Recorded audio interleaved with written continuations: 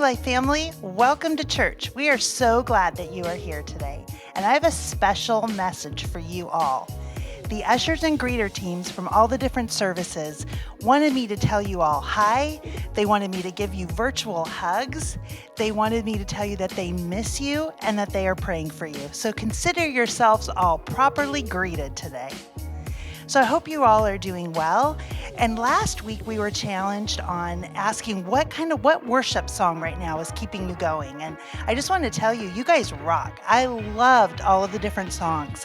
And the one that I am really listening to, Hannah suggested, and it's Graves into Gardens by Elevation Worship.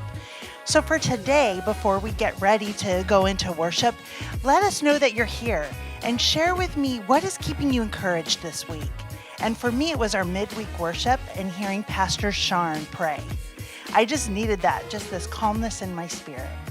So right now, would you either just stand up or right where you're sitting or kneel and just shake it all off? Let's just shake off the worries that we came in with today, maybe the anger, maybe the grief, or maybe just you're grumpy. And let's just shake it off and enter into a time of worship with God because He is so worthy and He meets us right where we're at. And bless the Lord, oh my soul, oh my soul, worship His holy name, sing like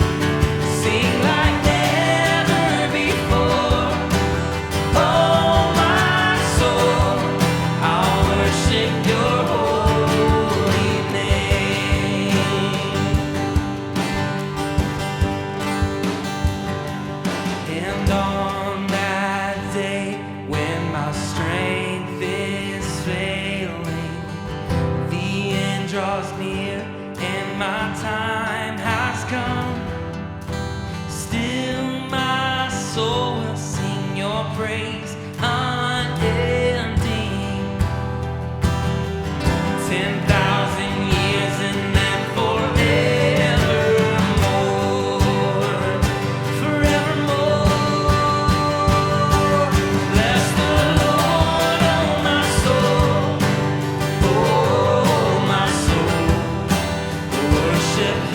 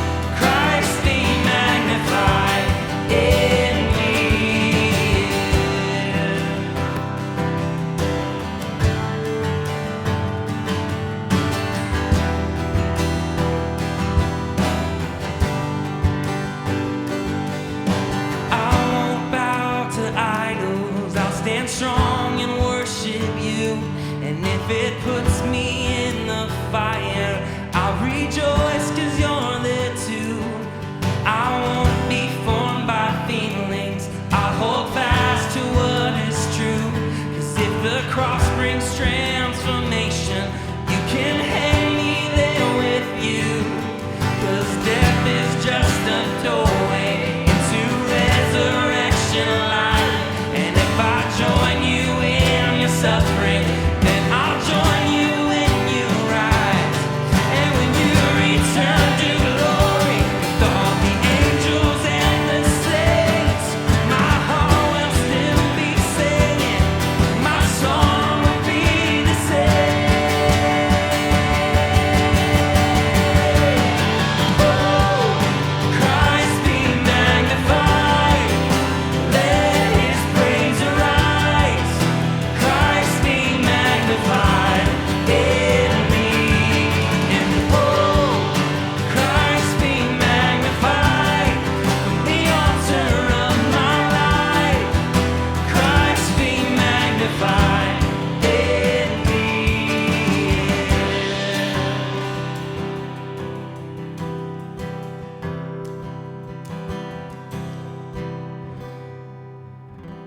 Jesus, we want to see you glorified. God, we thank you that when we sing these songs, God, we're declaring your glory. We're declaring your rule. God, we're declaring your praise over all the earth. Jesus, I pray that as a people of love, God, that we would get back to the basics. God, you taught us how to pray. And so when chaos surrounds us, God, and we don't know what's next, we don't know what the future holds, God, we pray with these words that you left us and say, our Father in heaven, hallowed be thy name. Your kingdom come, your will be done on earth as it is in heaven. Give us this day our daily bread. Forgive our trespasses as we forgive those who trespass against us. For thine is the kingdom and the power and the glory forever. Amen. Lord, I pray that wherever we are, whatever space we're in, if we're in a strange head space, if we're in a weird emotional place, if we're in a different spiritual place than being present with you, I pray that all of that would drift away and that we would get back to the basics of surrendering all that we have and all that we are to you. We love you and we praise you. Amen.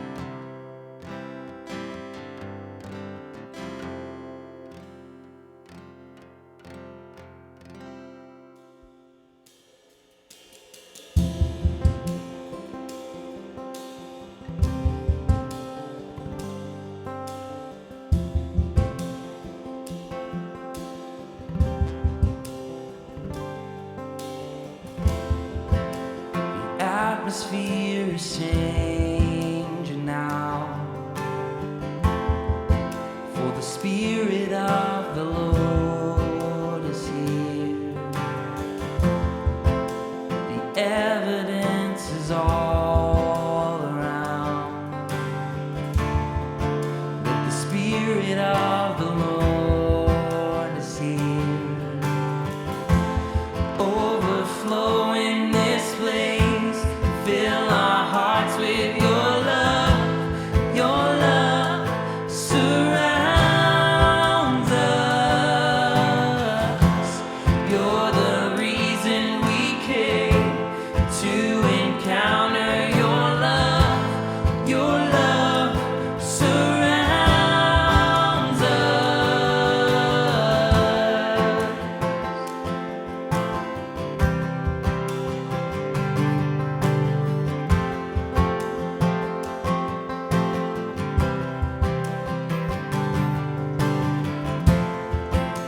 The atmosphere is changing now,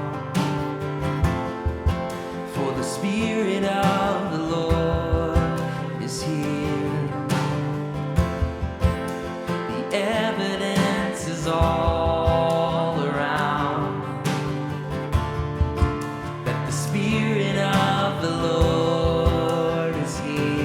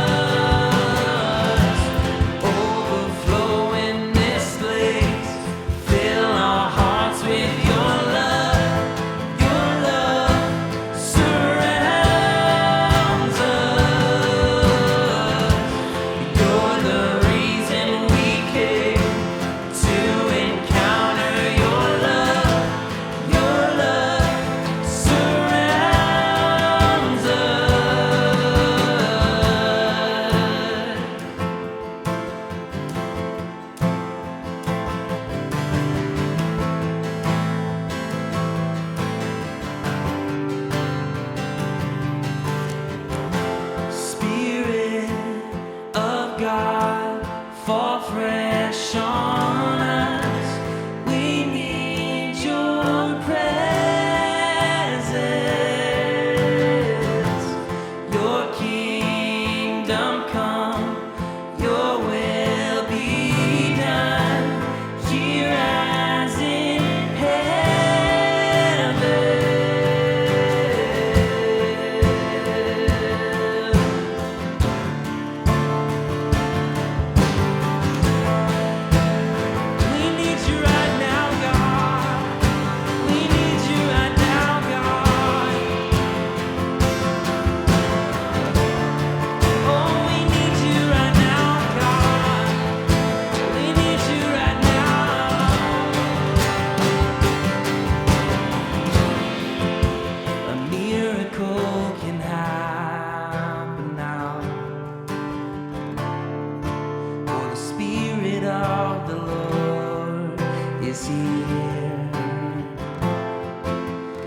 evidence is all around that the Spirit of the Lord is here.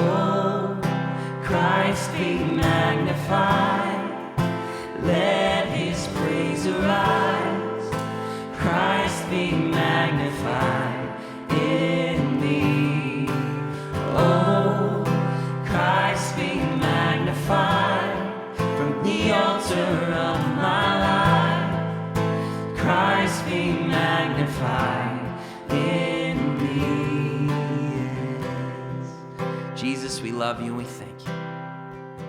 Be magnified in our lives. It's in your name we worship. It's in your name we pray. Amen. We hope worship really spoke to you today, especially if you're new. And if you're new to us, welcome. We are so glad that you are here. In the old days, just a few months ago, we would have invited you out to the patio to our Welcome Central to meet somebody face to face, help get you connected, and give you a gift. So the good news is that we still want to help you get connected and get to know you, and we do have a gift for you. We would love for you to hit the I'm New button on our website, and we will get a hold of you. So speaking of getting connected, we have 4 opportunities for you. For the women, we have a new online book club starting, and Pastor Dave is starting Footsteps of Paul #3. You can get information on that on our website. Also, Pastor Jared is continuing the Bible study on Tuesday nights, and on Fridays, it's a great way to end your week and connect with Pastor David with Coffee with Our Pastor. For all of this, you can look online and for registration. Another way to connect with us is through giving. We are so committed to helping our community during this time, and because of you, we are able to feed and bless those right now all around us. And Tuesday night at our pantry, we were able to serve over 86 cars. So thank you so much. And also that we were almost running out of food Tuesday, and we put out the emergency call, and boy, did you guys answer. And we are just so appreciative. So Mother's Day is next Sunday, May 10th, and we wanted to take the opportunity to celebrate big all of the women at New Life.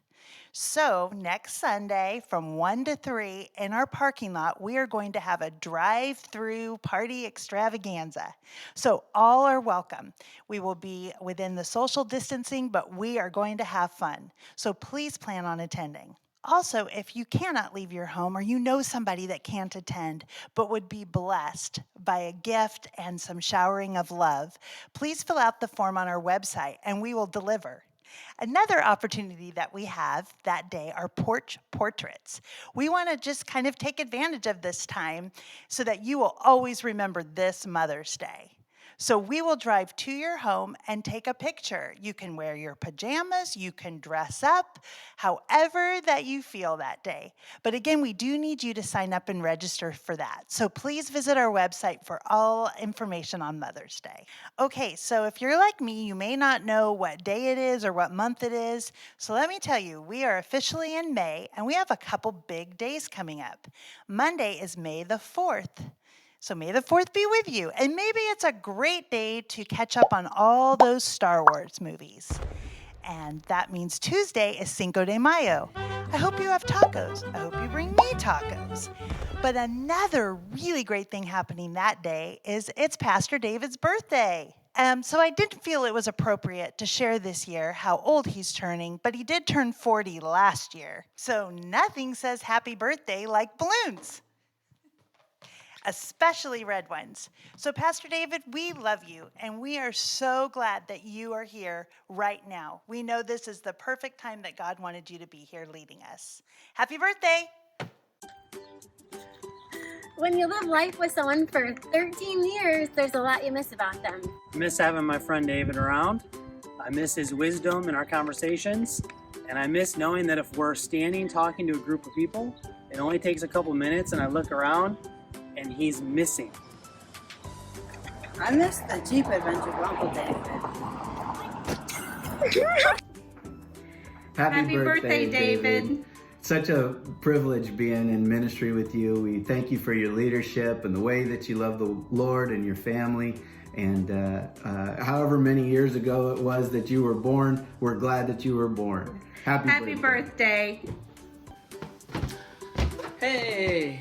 Well, I gotta say, over the last couple of years, it has been awesome to get to know you. And I appreciate quite a few things about you, but one of my favorite things is to be under your leadership, to learn from you, to be encouraged from you. I love you and I love your family, and so I just hope you have a great day. Happy birthday, and I hope this is a wonderful year for you.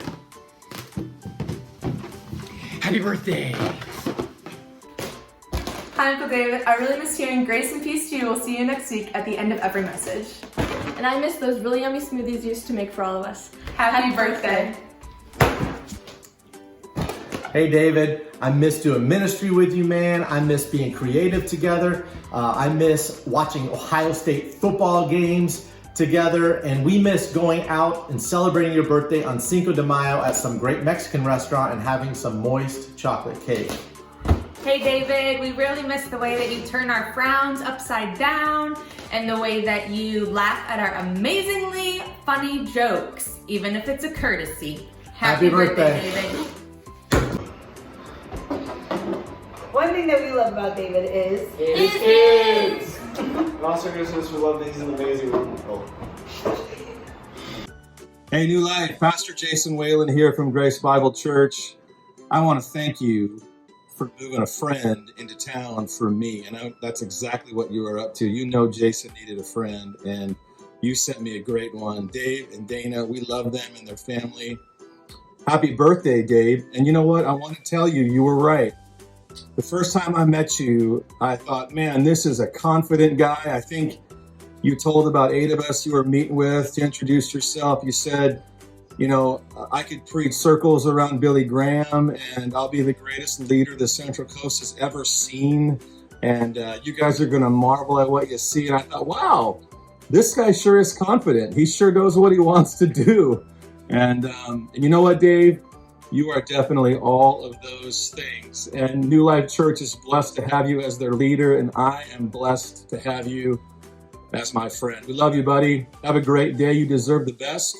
And New Life Church, we love you too. God bless you. Grace Bible Church is out.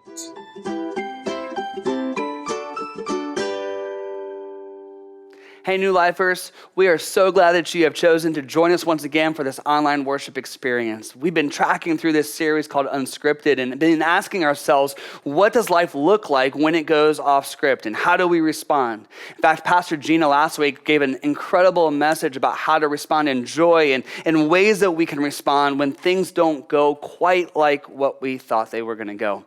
And so I want to wrap things up this week by asking ourselves a couple of really critical questions as it relates to when life goes unscripted.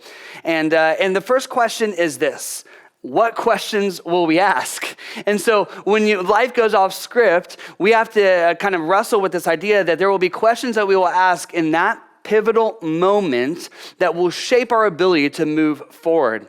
And let me give you 3 questions that I think that we ask, and we're going to spend a little bit of time here and the majority of the time on the final question. And the first question is this: what happened? So when life goes off script and things get a little bit crazy and things happen that we weren't expecting to happen, one of the questions that we have to ask ourselves is, how did I get here, right? Like, what happened that got me to this particular moment? And so wrestling with us and asking ourselves, what do I do now? And how did I get here? And what were the circumstances that led me to this particular point are going to be critical when life goes off script. The second question is, what is happening? And so in light of the current circumstances, what's my next step going to be? And so based on what's happening in my life right now, how do I determine the next wise step so that, man, I don't continue to repeat a pattern of maybe unhealthy behavior, or I don't make a mistake in this new season, or I don't find myself going down a road I wish I wouldn't have gone down. And then the third question is, what do I hope will happen? Now that things haven't gone the way that you thought they were, now that things have gone off script, what do you hope happens on this new trajectory? What are the desires that you have? What are the dreams that you have? What are the things that you hope this new trajectory will take you towards? And so these questions that we ask ourselves become critical when life goes off script. But here's what's just as critical, if not maybe even more critical, to ask ourselves when things go off script. And it's this question here: who will be at your table when life goes off script? Who will be at your table?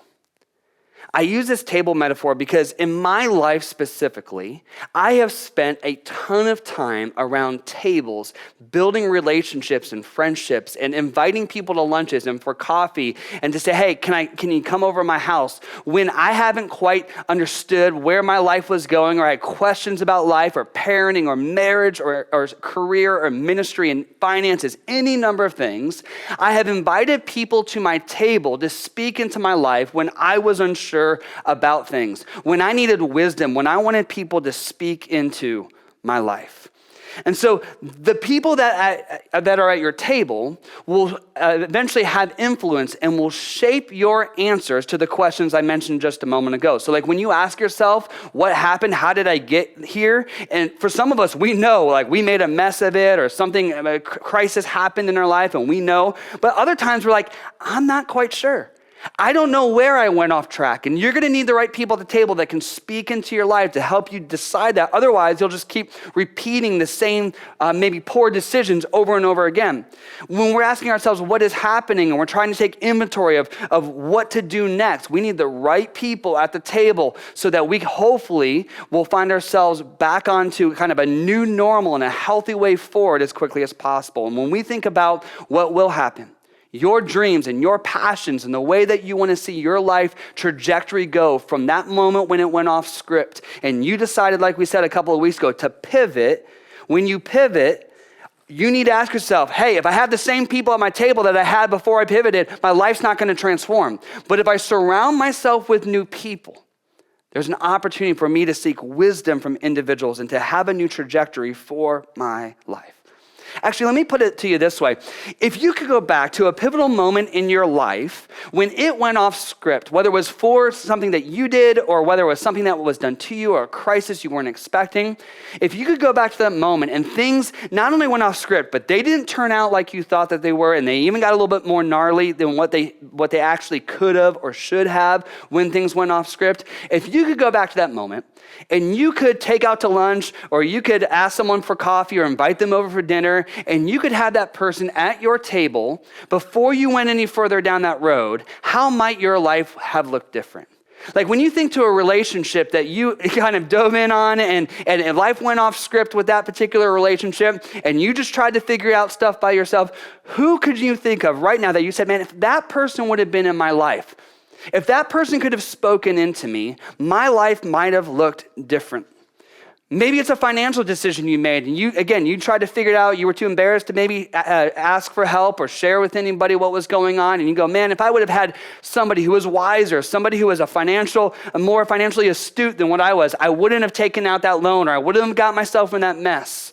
Maybe it's a business decision you made early on. Life went off script and you could have saved the business and you could have done things differently, but you didn't. You just kind of went full force ahead. But if you could have said, hey, so-and-so, man, you have launched many successful businesses. I want to give you a seat at my table and I want you to speak wisdom into me. How might your life have looked different? See, we want those people there because we believe that if they would have been there in that critical moment when life went off script, we might have saved ourselves some harm. We might have saved ourselves some difficulty. We might have saved ourselves some tears and frustration along the way. And while we know that in our heart and we know that in our mind, here's what I have observed. That when life goes off script, here's what we tend to do. We don't gather people around our table. We actually tend to isolate. Let me say that again. When life goes off script, unfortunately what we tend to do is not gather people around our table, and specifically the right people around our table. What we tend to do is we isolate ourselves. We isolate ourselves because we feel alone and we're like, man, nobody will understand what I'm going through. Nobody's going to get what I am experiencing. And when we isolate ourselves, we have a propensity to then make rash decisions because we're scared and we're fearful and all these things are coming and we're just trying to grasp at straws of what we need to do in order to move forward.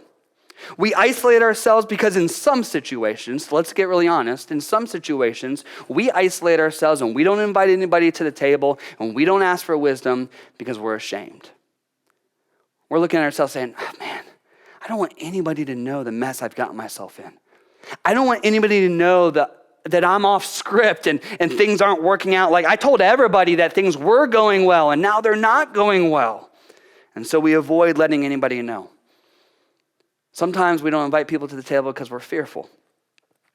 And because we're fearful, we want to hunker down and we want to try to figure things out on our own and we're scared. And so we just block everybody else out and we just kind of keep to ourselves. And sometimes we don't invite people to our table because, to be quite honest, we just feel stupid. We think, I should have known better. In fact, people told me. I had some of the right people at my table, and I didn't listen to them. I should have just known better. Can I tell you something?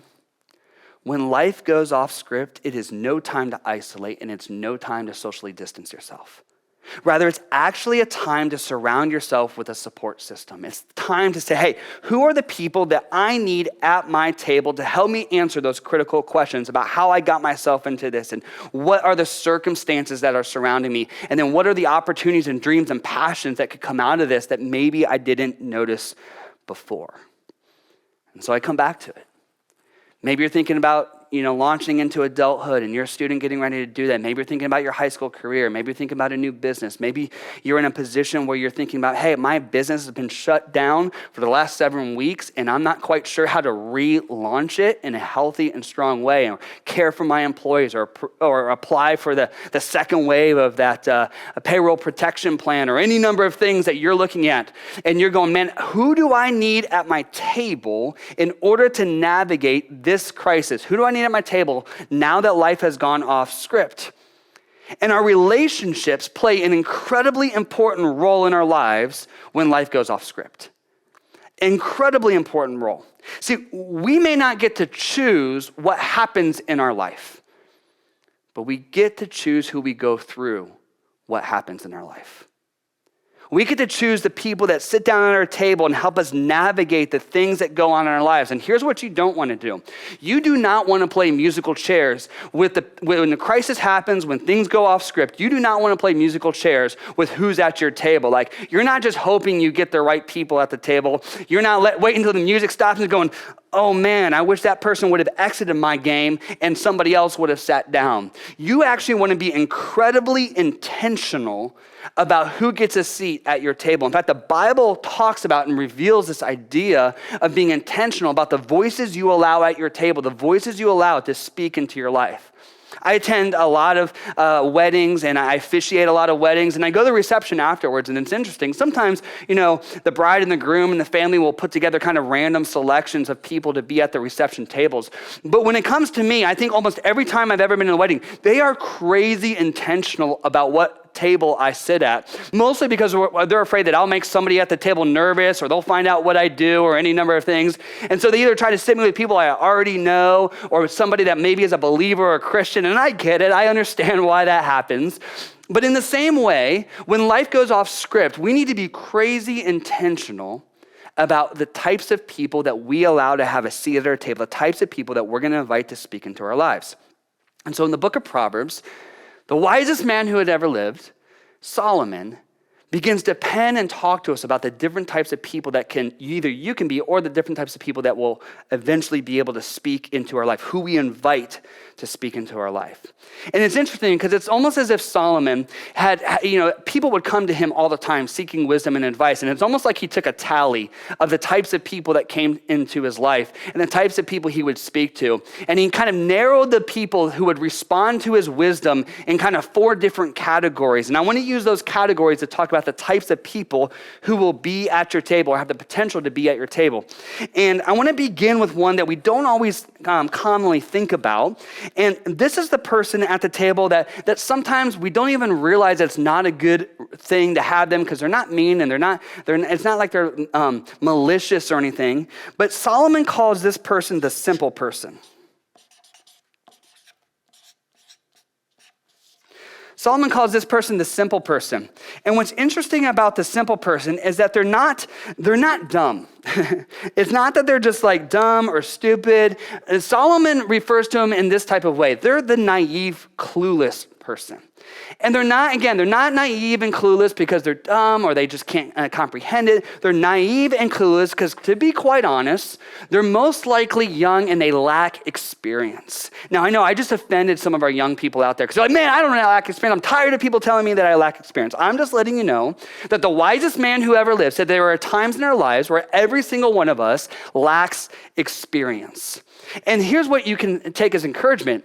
Every single one of your parents, your grandparents, every older person who you're looking at in your room and you're saying, man, don't look at me as a simple person. Every single one of us at some point in our life has been the simple person.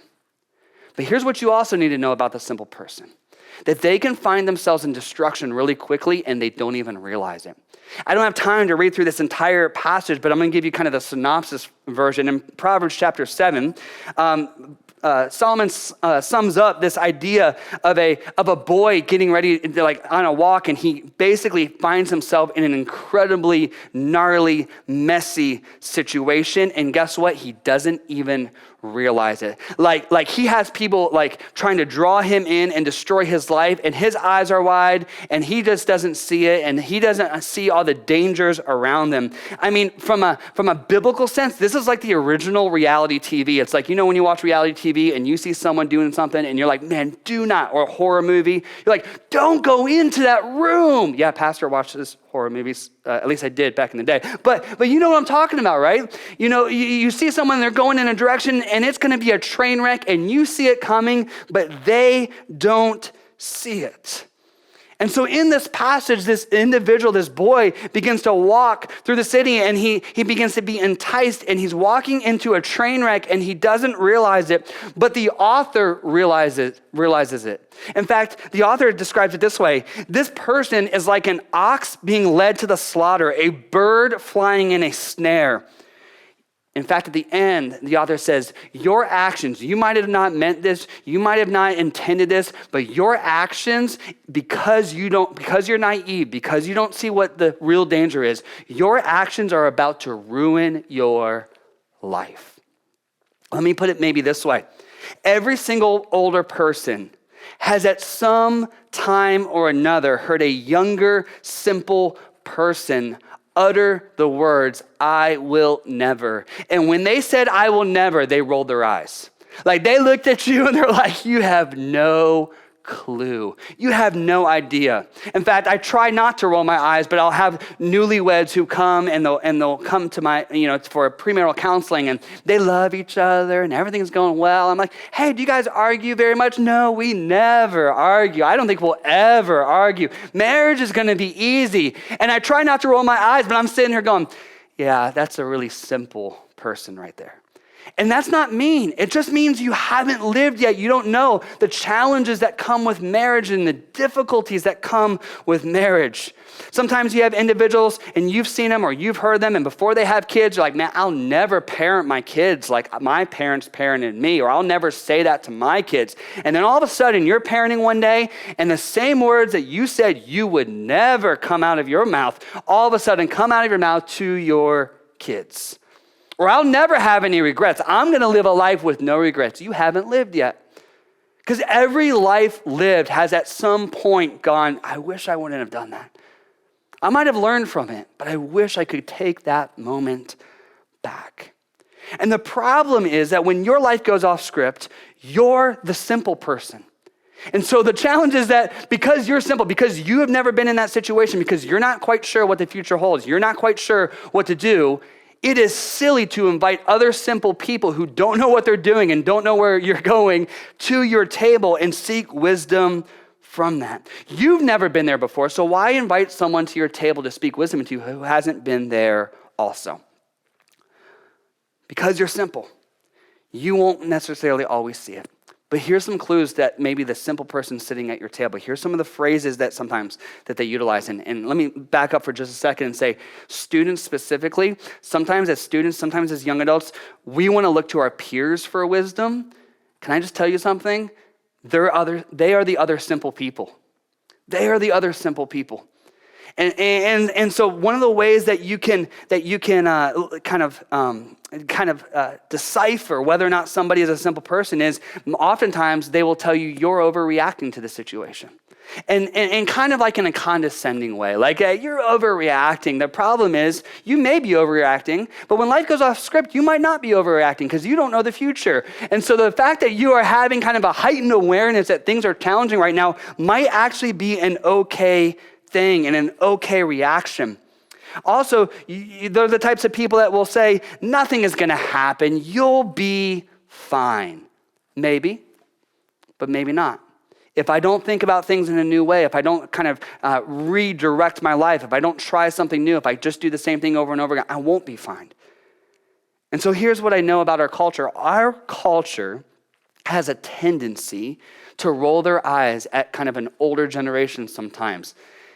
Our culture has a tendency sometimes for younger people to go, you know what, I can figure this out on my own. I'll do my own thing. I don't need in fact, there's a phrase for it. It's the okay boomer. And sometimes, to be quite honest, boomers, sometimes you deserve it. I'll be honest. There's some times where I'm like, man, you need to kind of, back off a little bit. But I have found in my life that I need those people who have wisdom, and I better not roll my eyes at them because they have my best interest in mind. They care about me. They have this desire to see me succeed. And so one of the things when it comes to seeking wisdom and having and deciding who's at your table is that we have to have humility. We have to have humility and say, man, I can't figure this out. And not only can I not figure this out, but I'm not sure any of my friend group can figure this out. And so who am I going to go to and ask who's a little further ahead of me, who has a little bit greater wisdom than I do, or anybody in my friend group, about how to navigate this particular situation? And again, our culture is not going to encourage this. They're going to encourage you to kind of hunker down or figure it out yourself or try to keep it quiet. And you're going to have to decide, who is it at my table that is going to speak wisdom into me? Who are the people that I want at my table? And I can just tell you, the simple person is not someone, when life goes off script, that's not someone you want at your table. The second person that Solomon talks about in terms of who we surround ourselves with and who can sometimes be at our table is the fool. And the fool is interesting because the fool, according to Solomon throughout the book of Proverbs, knows what is wise, but doesn't care. Like the fool's the person that kind of steps back and says, hey, I get it. I know what you should do. And I have wisdom and I have kind of the wise way to go. But man, you do what you want. You just kind of go with what you want. The fool's at your table and says, man, I know wisdom, but I don't care. Or I don't fill in the blank, whatever word you want to use. I don't give a whatever. Like he's the person or she's the person that sits at your table and they just lead you astray. The fool will always lead you astray. They're the one that looks at you and says, hey, you don't care about anybody else. Your life is off script, or you want your life to go off script, or this crisis happened, or whatever. You just do you. They're also the person that sits at your table and says, your actions won't affect anyone. You just worry about yourself. Your actions aren't going to affect anyone.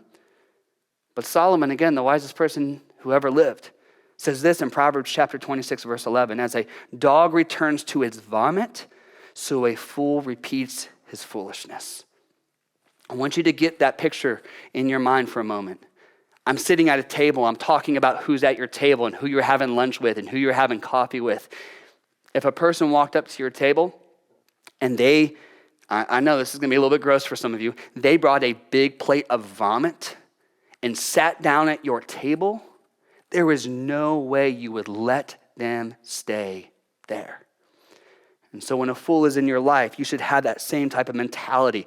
Hey, you ain't got to go home, but you need to get up out of the seat, and you do not get a seat at my table. Proverbs 10:23 says this, a fool finds pleasure in wicked schemes. The fool's the one saying, man, you just do what feels good. Because the fool trades your future passions and your future dreams and your future aspirations for whatever feels good in the moment. And so when your life goes off script, yeah, there are going to be ways that you want to cope, and there's going to be ways that you want to kind of grasp at straws to try to fix things.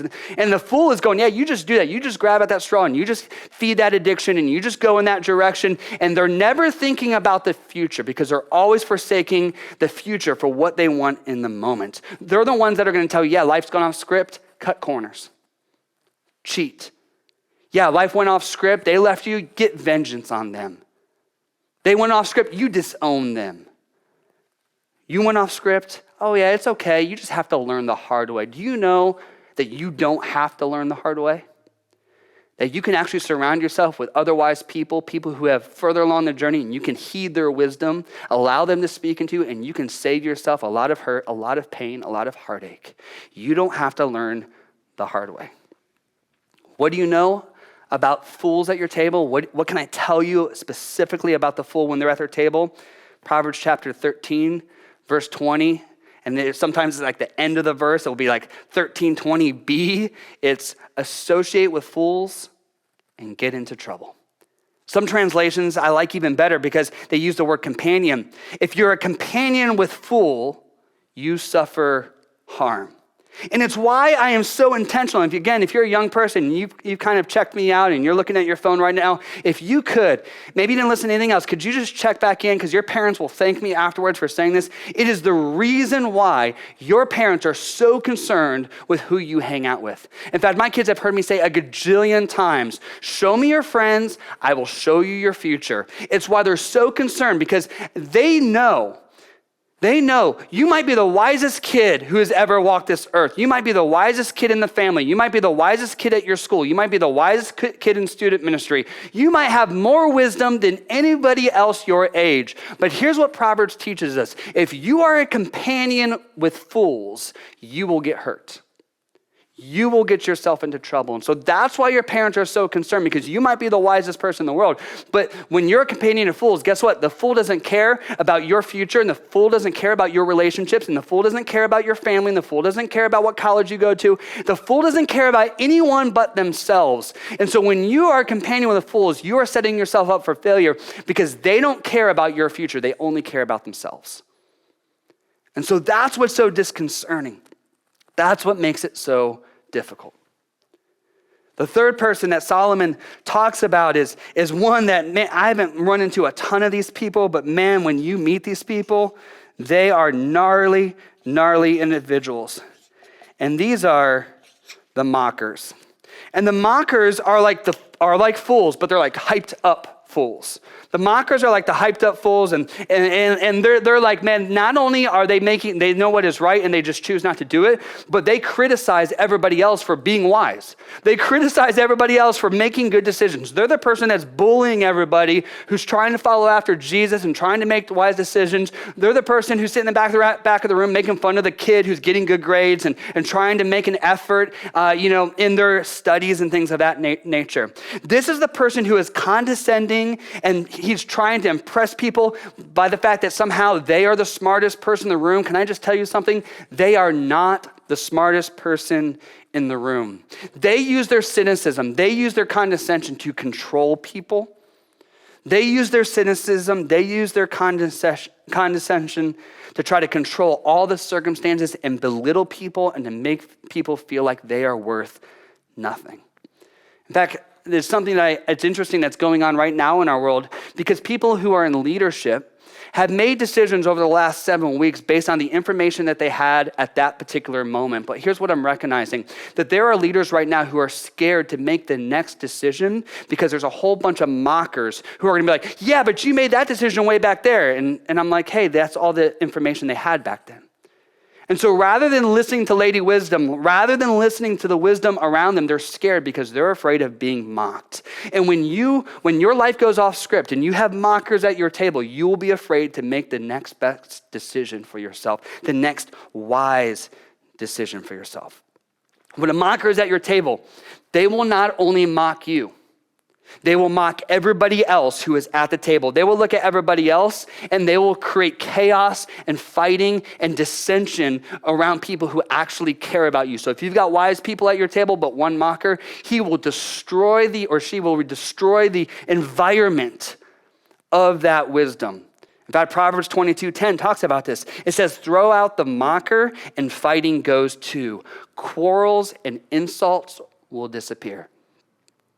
Some of you have mockers sitting at your table right now, and you can't figure out why you can't hear wisdom from the people that you know are really great people around you. Why you're too afraid to make that decision.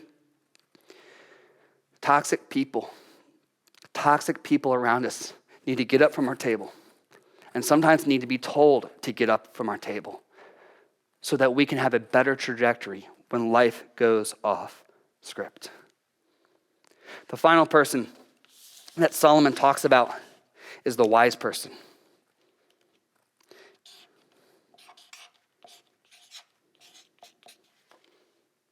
And while the simple person won't have any really wisdom for you, and the fool will lead you astray, and the mocker will criticize you, the wise person they don't look at their job through any other lens other than they are there to help guide you. That's their heartbeat. And what I love about that is they're the person that are at your table, they're at your table, and they have your best interest in mind. And here's what it says. You just need to get those people around you. You need to identify who they are, who are those godly, wise people around you. Get them around you. Give them a seat at your table. Again, going back to Proverbs chapter 13, the very first part of the second half of the verse talks about fools. The first half of the verse says, walk with the wise and become wise. Because when you're walking with someone you're talking, you're building relationship with them. And so these are the people who have been there, have wisdom, and they came out on the other side of a situation or a circumstance or a difficulty, or they have wisdom with marriage or parenting or jobs or finances or any number of things, and they've navigated those waters in healthy ways. And then they come to you, and all they want to do is they want to pour that wisdom into you. They want to encourage you. They're there for you. And this is where friendships are born. In fact, C.S. Lewis said this: friendship is born at that moment when one person says to another, "What? You too? I thought I was the only one." Think about that for a moment. If you had somebody who was wise, who took a seat at your table and said, "Hey, I've been through what you're going through. I can relate to what you're going. Can I share with you what God did in my life? Can I share with you how I navigated that in a healthy, God-fearing way?" And when people come into your life with that type of posture, and again, older generations, sometimes, again, we got to be careful that we don't come with a posture of condescension, but a posture of, I have your best interest in mind. I love you. I've been through it. And I want to help you navigate this, not as just somebody who is somehow up here and you're down here, but as a friend, as somebody who cares about you. And so when you're looking at the people who are wise, again, some of the things that we can look for, characteristics, are people, again, who have your best interest in mind. They're your support system, but they're your support system because they're focused on the right thing. They have the same goals, the same vision, the same desires, the same godly heart that you want to have. I'll have people come into my office sometimes and they're wrestling through their marriage, and I'll ask them, who are they hanging out with? Who are they seeking wisdom from? And they'll tell me, hey, well, I talked to this person and they're on their, multiple marriage or something like that. I talked to this person and they're, they didn't get good grades over here, and it's a student trying to figure things out. I talk to someone and say, hey, and that's time out. Find people who have navigated those situations and either learned from them and become healthier because of it, or have navigated those in really healthy ways if you're going to invite them to speak into your life. Make sure they have the same goals. If you're struggling through a marriage and you have a single person saying, hey, no, you do what you want, that's not the person you want to surround yourself with. You want to surround yourself with the person that said, yeah, marriage is challenging, it's tough, but here's how you can navigate it in a healthy and strong way. Not just survive it, but thrive within it. Who's your support system? And can I encourage you something? And specifically, again, I'm thinking maybe it's because my daughter's getting ready to go off to college, and I know she's listening right now, and so I just want all of her and all her friends to hear this. You need to develop your support system before a crisis happens. Like before, because when a crisis happens, then you just start grasping at straws and kind of, it's musical chairs again. Whoever's in the room at the moment sits down at your table, and they may or may not be the right person. And so here you are getting ready to step into adulthood and go off to college or go into a new business or any number of things that are happening in your life right now. And you need to ask yourself, who are the people that I want to build my support system with? Because crisis will happen. And when it happens, when life goes off script, I want to make sure that the right people who are wise are already at my table. You were never meant to walk alone. You weren't meant to figure out this world on yourself. So you don't have to apologize for it. It's not like, oh, well, yeah, but I'm 18. I'm a grown man. I'm a grown woman. Right now, I don't need, no. You were never meant to navigate this world alone. In fact, the very first time in Scripture that God says that something is not good, it's when he sees man, he says, it is not good for man to be alone. And so we are created for relationship with God and relationship with one another. A while back, I was watching a tennis match of Serena Williams. I was just watching the highlights from it, and she got a penalty. And her penalty was that that her coach apparently had coached her from the stands. And that's illegal in a tennis championship match like that. I thought about that. I'm like, I am so glad that life is not like that. I'm so glad that I can have people in my cheering section, and they can be at my table, and they can coach me along the way so I don't make mistakes that I could save myself from. And so fill your table with wise, godly people.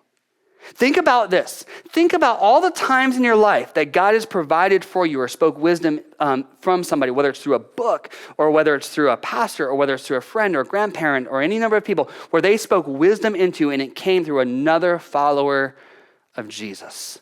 Somebody who had your best interest in mind. And sometimes we're going, God, my life's gone off script. I need you to speak to me. And we're just waiting for God to kind of speak audibly. Do you know what would happen? I'll just be honest for myself. If God spoke audibly to me, I would freak out. I would. I'd be like, oh no, what did I do? And so I'm not looking for God to speak audibly. Here's what I've learned. God speaks all the time through godly, wise people that I invite to my table and I seek wisdom. People who can sit down at my table that I've surrounded myself with. I'm not talking about the people who come to you and say, I got a word from the Lord for you. And no, I'm not talking about that. I'm talking about people who know you, who desire to see God's best in your life, who want to see your marriage thrive, your business thrive, who want to see your college career thrive. And you start going, hey, I want this person at my table. They have my best interest in mind. And they look at you and they say, you know what? I see God's hand upon you. And they call out gifts and graces and direction and provide some instruction for us along the way. The entire book of Proverbs begins with this imagery of what the author calls Lady Wisdom. And so in Proverbs chapter 1, 32 through 33, I want to read you this. For the waywardness of the simple will kill them, and the complacency of fools will destroy them. But whoever listens to me will live in safety and be at ease, without fear of harm. When we seek to have people at our table, if we allow the simple, and it says that their simpleness will kill them, guess what? That shrapnel is going to hit us. If we allow the fool to sit at our table, it says complacency will destroy the fool. Guess what? That shrapnel is going to hit us. The mocker, the shrapnel is going to hit us. But when we have the wise sit at our table, they provide safety to be at ease. And we live without fear of harm. Who are you going to have at your table? Because life will go off script. Who will be at your table when it does? Let me pray for you. Heavenly Father, I lift up those listening, God. God, in every generation, we are constantly trying to navigate life when it goes off script. And in every generation, we need wise, godly people at our table speaking into our lives with wisdom, helping us to see things we didn't see, giving us direction where we didn't see a pathway forward. And so, God, I pray right now for the numerous situations that are being prayed over, for the numerous crises and uncertain territory that people are trying to navigate. I pray that they would seek out the right people at their table and that they would have the humility to listen. We ask all these things in Jesus' powerful name. Amen. I won't bow to idols. I'll stand strong and worship you. And if it puts me in the fire, I'll rejoice.